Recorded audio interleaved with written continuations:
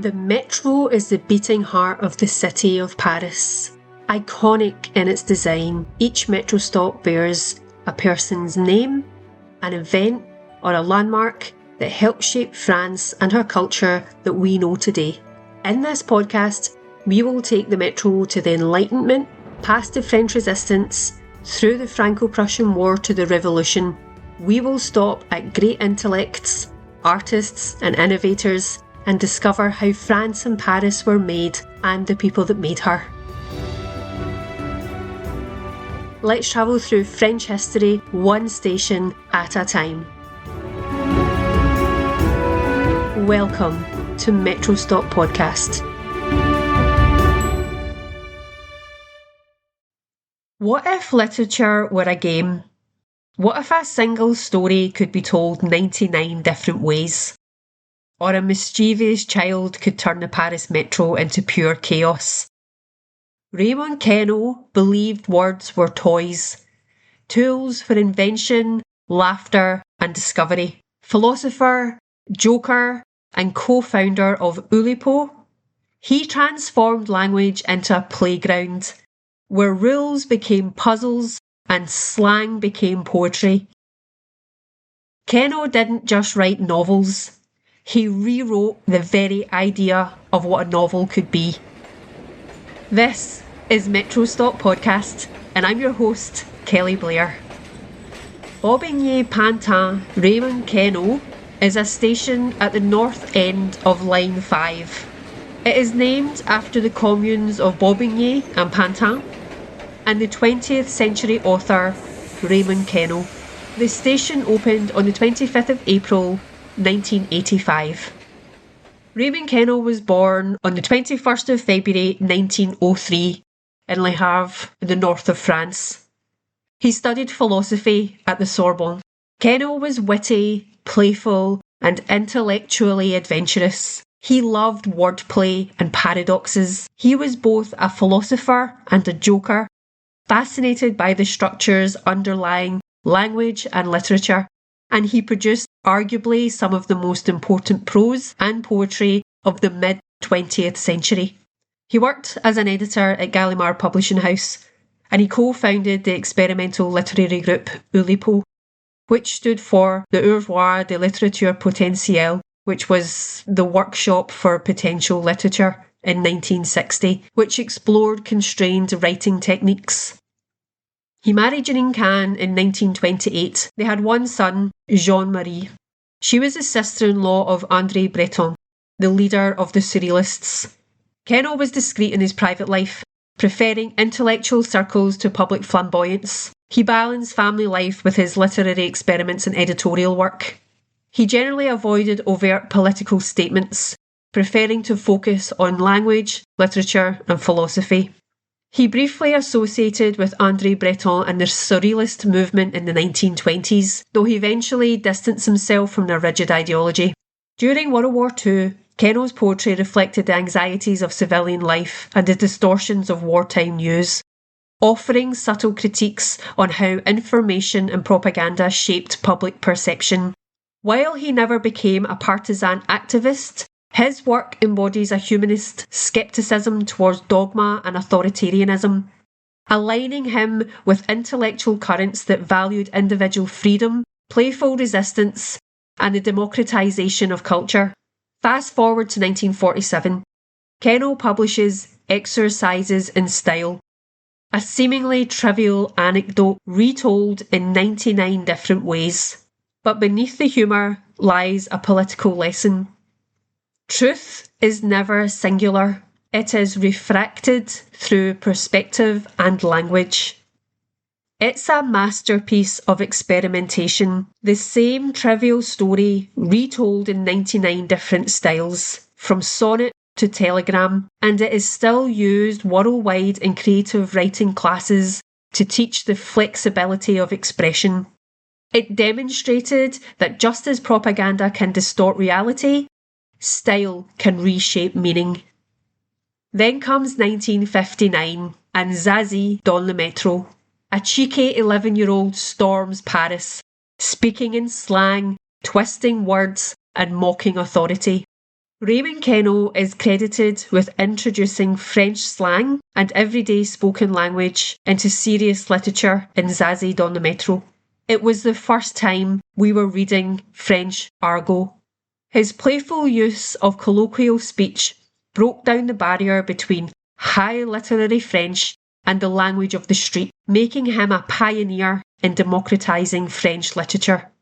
In Zazie dans le métro, Queneau deliberately wrote in spoken French and slang, opening with the famous line, "Why do they stink so much?" This was written in a phonetic rendering of the French "D'où qu'il peut donc tant?" This playful distortion of oral language was radical at the time, challenging the dominance of formal French in literature. His experiments reflected his belief that literature should embrace everyday speech, not just the polished language of the elites. A movie directed by Louis Malle was released in 1960. So this linguistic rebellion was political. It tore down the wall between elite culture and the people's voice. Zazie herself embodies resistance, irreverent, anarchic, refusing to conform. The novel ridicules institutions, conservatism, and even the slogan Travail, famille et patrie, exposing the cracks in post-war French society. Together, these works dramatise Queneau's worldview, multiplicity of truth and exercises in style, a literary critique of ideological rigidity, and the democratisation of language in Zazie dans le métro, a playful rebellion against cultural hierarchies.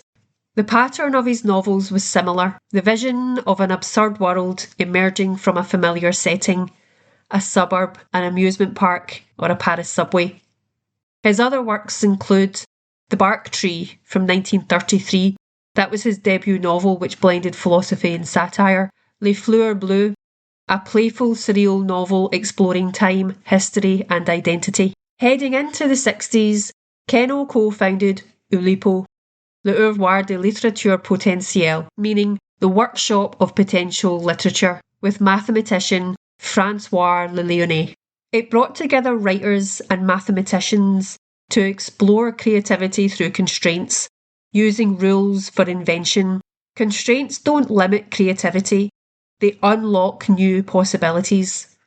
Writers imposed rules, lipograms, palindromes, mathematical patterns to enforce innovation. One of the most famous examples is Queneau's book 100,000 Billion Poems. Published in July 1961, Queneau wrote 10 versions of each of the 14 lines of a sonnet, a total of 140 lines. Each line could be swapped while maintaining rhyme and rhythm. The possible combinations equal 100 trillion sonnets. The book design was laid out by Robert Massin. Each line of the sonnets printed on separate strips so readers could flip them and combine them. Queneau explained that the idea was inspired by a children's book that used interchangeable parts. His goal was to create a machine for making poems, showing how constraints and combinations could generate infinite literary variety. It also reflected Queneau's broader philosophy. Truth and meaning are plural, refracted through perspective and language, echoing his political scepticism of rigid ideologies. Queneau calculated that if someone read the sonnets 24 hours a day, non-stop, it would take nearly 200 million years to finish them all. I love this playful exaggeration. It does dramatise the infinite potential of literature under constraint. 100 000 milliards de poèmes became a foundational text for Oulipo.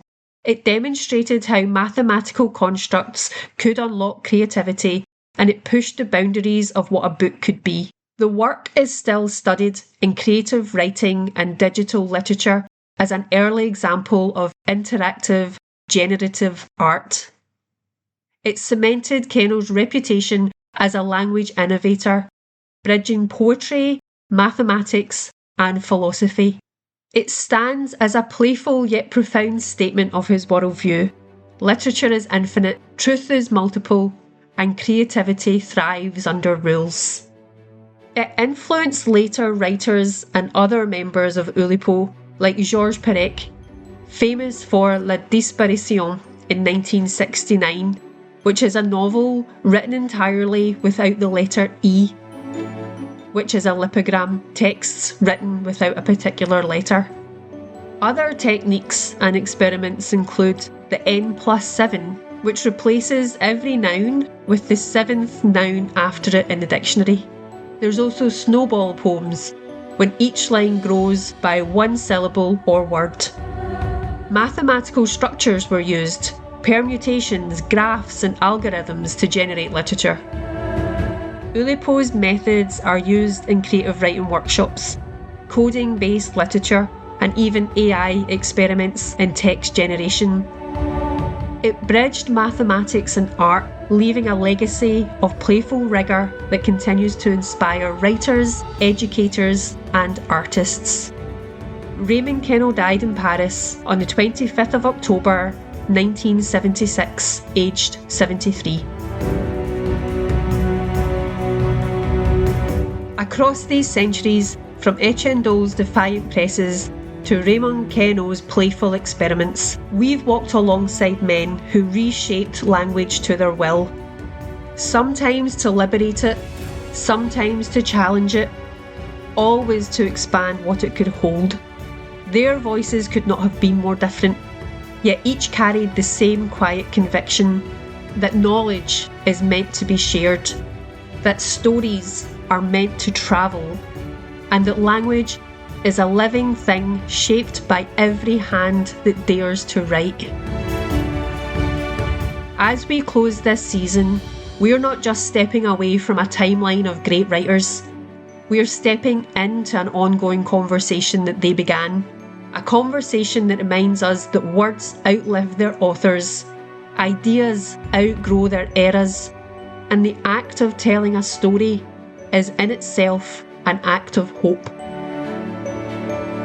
And so, as we leave our final station, may we carry forward what these men taught us, that language evolves because we keep using it, questioning it, reinventing it, and that every time we share knowledge, whether in a book, a letter, or a podcast, we become part of that evolution too. This has been Metro Stop Podcast.